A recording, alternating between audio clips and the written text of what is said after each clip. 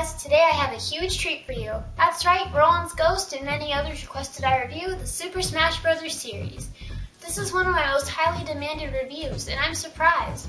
There are tons and tons of reviews available for these games online, so I can only guess that you want my opinion specifically on these games. So that's exactly what I'll give to you.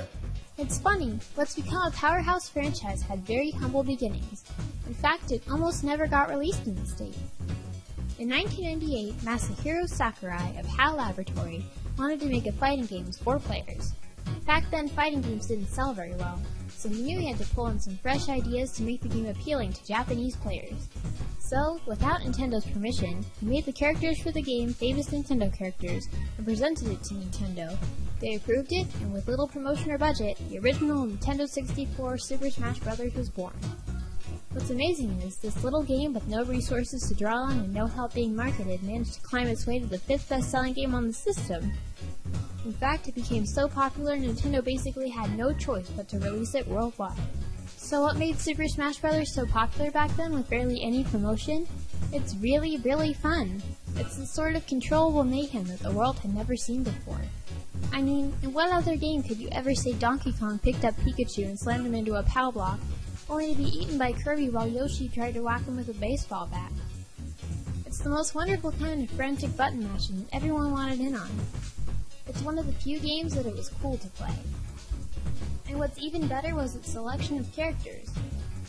Even if you had barely played any video games, there was at least one player you'd be able to recognize.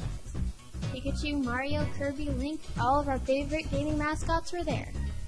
It even introduced people to more obscure characters like Ness, giving a sort of second life to Earthbound's dead franchise. Trust me when I say almost none of Earthbound's fans ever played the original on Super Nintendo, outside of emulation anyway.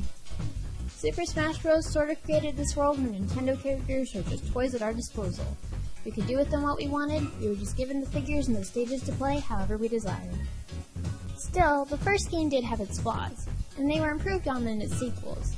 The home run bat was unbelievably cheap. Given the game's small budget, the graphics were kind of goofy even for N64 standards, recovery is harder, and of course there are no side B special moves. Nobody noticed these flaws back then, really, but now that we have its successors to compare it to, no one would pick the original over Melee.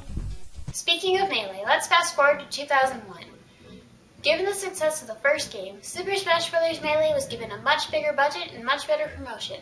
It's no surprise that to this date, this is the best-selling GameCube game ever. Melee took everything that was right about the first game and built on it. They introduced more stages, characters, and items. The graphics were far improved and the controls were much more fluid. Smash moves can now be used with the C-stick rather than trying to hold down the A button just long enough in the middle of a frantic match, and each character was given an extra B special move. Since the game sold much better than its predecessor, newcomers were welcomed in with tons of new content.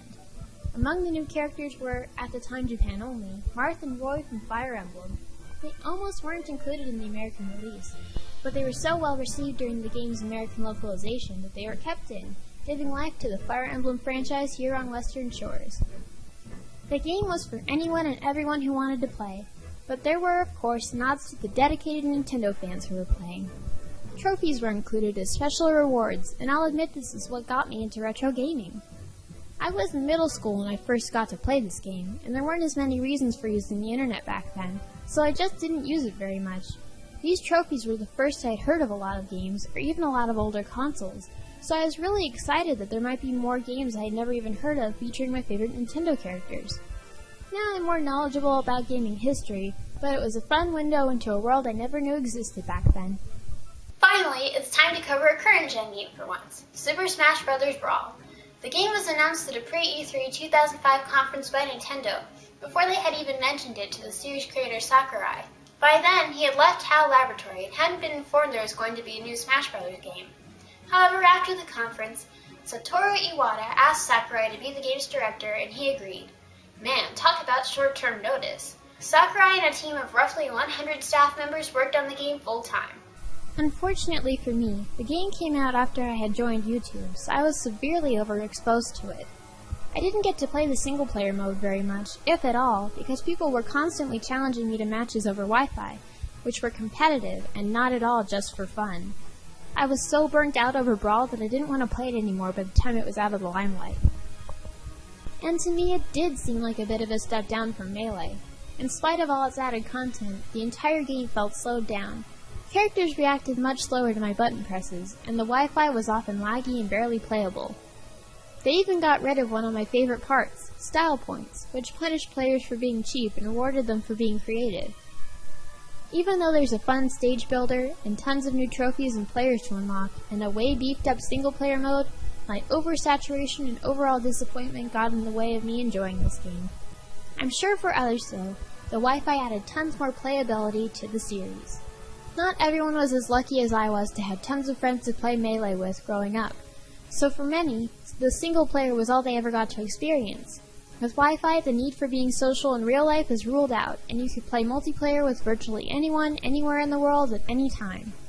And of course, looking at the game with some objectivity, it probably would have been a lot of fun as a single-player experience if I had ever gotten to play it that way. Subspace created a world where Nintendo characters all lived together and silently created a narrative. It's sort of fun to see Donkey Kong, Kirby, Fox, and Bowser all living in their natural habitats. And of course, seeing Master Hand actually do villainous things made beating the knuckles off him even more satisfying. However, I'm personally not too thrilled with the inclusion of Solid Snake and Sonic the Hedgehog. It sort of seems like Nintendo was just renting out advertising space in their games that way. Sure, Sonic is harmless enough, but if Ronald McDonald and Mickey Mouse show up as playable characters in the next Smash game, I think I'll pass. Plus, with the unlockable masterpieces being timed for how long you could play, it definitely seemed to scream, buy the full version on Virtual Console, lol. I already went to the effort to unlock the game. You're not even going to let me play the full thing? But anyway, maybe someday I'll be able to play this game for myself and really see what it's all about. Yeah, let's stay optimistic about that future. There's a new game announced for the upcoming Wii U, and a version for the 3DS which will be compatible with each other. Let's hope these games can recapture the magic and the mayhem, and maybe even replace Melee as my favorite Smash Bros. Game.